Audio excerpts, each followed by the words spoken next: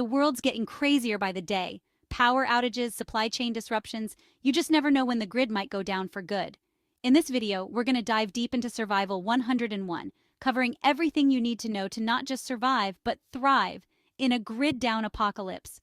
So grab your bug-out bag, get comfy, and let's get you prepped and ready for anything. Remember, folks, being prepared ain't about living in fear. It's about taking control. All right, preppers, let's get down to brass tacks. In a grid-down scenario, forget fancy gadgets and gizmos. It's the basic survival skills that'll be your lifeline. First up, fire. Fire's your best friend. It provides warmth, cooks your food, purifies water, and even offers psychological comfort in a crisis. Now, there are countless ways to start a fire without those fancy lighters. Practice striking a ferro rod, mastering the bow drill method, or even using a magnifying glass. Remember, practice makes perfect, so get out there and get comfortable building a fire in various conditions. Next, we gotta talk about water, the elixir of life. You can survive weeks without food, but only days without water. Learn to identify potential water sources like streams and springs, but remember, never assume water is safe to drink without purification. Boiling is your best bet, but packing a water filter or purification tablets is crucial. Trust me, a bad case of giardia is the last thing you want when the world's gone topsy-turvy. And finally, we can't forget about first aid. In a grid-down situation, a minor injury can quickly become life-threatening. A well-stocked first aid kit is essential, but knowing how to use it is just as important. Brush up on your CPR, learn how to treat wounds, and familiarize yourself with common medical emergencies. Remember, knowledge is power, and in a survival situation, it could be the difference between life and death.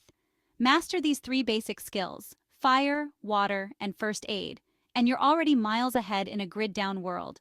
These are the foundations of survival, the non-negotiables that'll keep you alive and kicking when the going gets tough. But remember, practice is key. Don't wait for disaster to strike before you try starting a fire or using your first aid kit for the first time.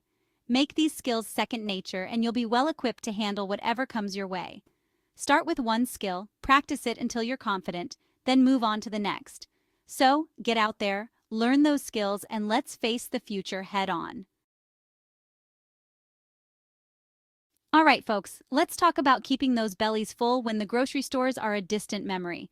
Securing food and water long-term is crucial in a grid-down scenario. First things first, water.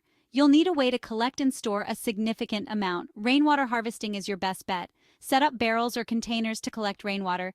Every little bit helps. And remember those purification methods we discussed earlier? They're even more critical now. Next, let's talk about food. Having a well-stocked pantry is a good start, but those supplies will eventually dwindle. That's where long-term food storage comes in. Invest in shelf-stable foods like rice, beans, lentils, and oats. These can last for years if stored properly in airtight containers and kept in a cool, dry place. And don't forget about salt. It's essential for preserving food and maintaining electrolyte balance. But remember, relying solely on stored food isn't sustainable. That's where learning to forage and identify edible plants comes in handy. Familiarize yourself with the local flora and fauna. There's a surprising amount of edible plants growing right under our noses. But a word of caution, if you're not 100% certain what something is, don't eat it. There are plenty of poisonous plants out there too. Now, hunting and fishing can also provide valuable sources of protein. If you're not a seasoned hunter or angler, now's the time to learn. Familiarize yourself with local game laws and regulations, and practice your skills before you need them.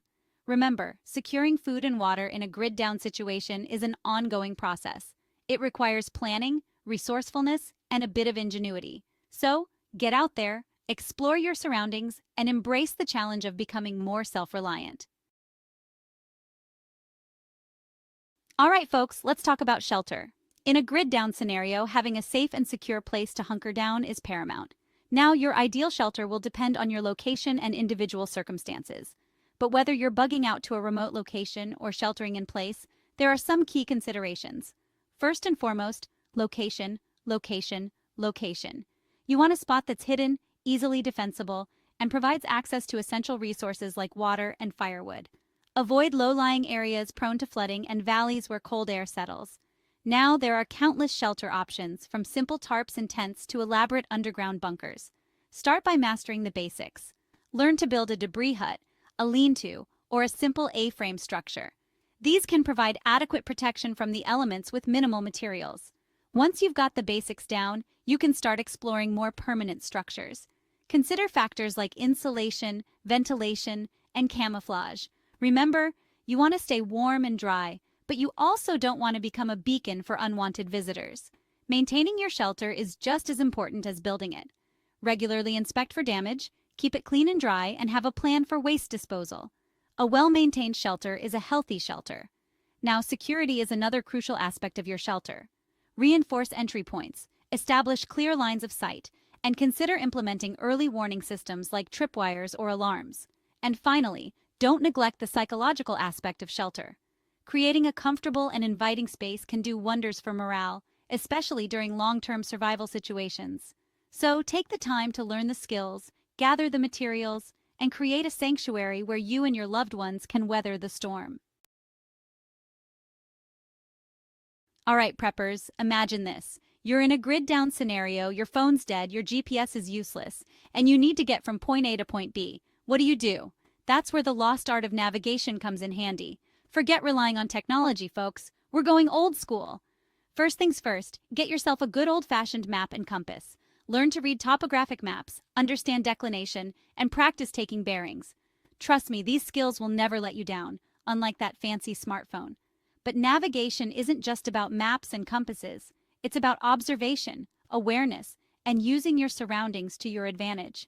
Learn to read the stars, identify landmarks, and use the sun's position to determine direction. These natural navigation techniques have been used for centuries, and they still work today. Now, let's talk about communication in a world without cell phones or internet.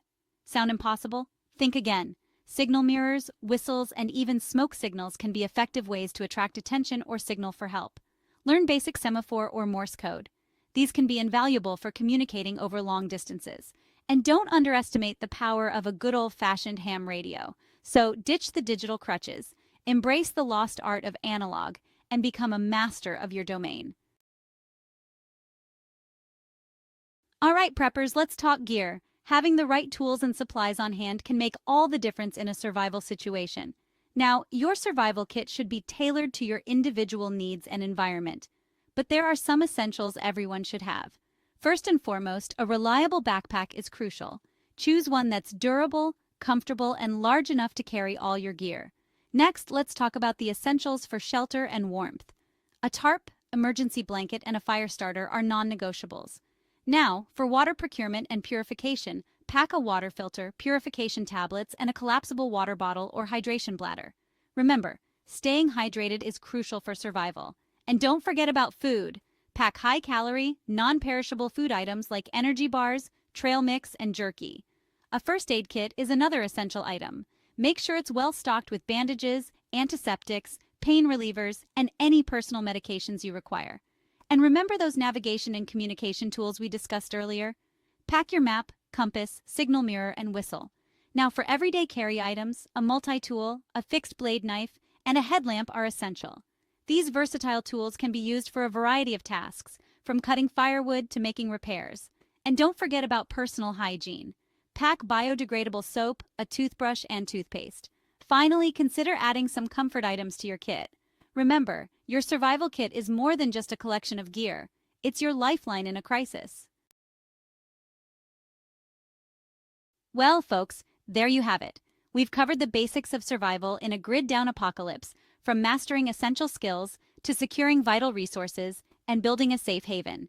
So get out there, practice those skills, build your supplies, and connect with like-minded individuals.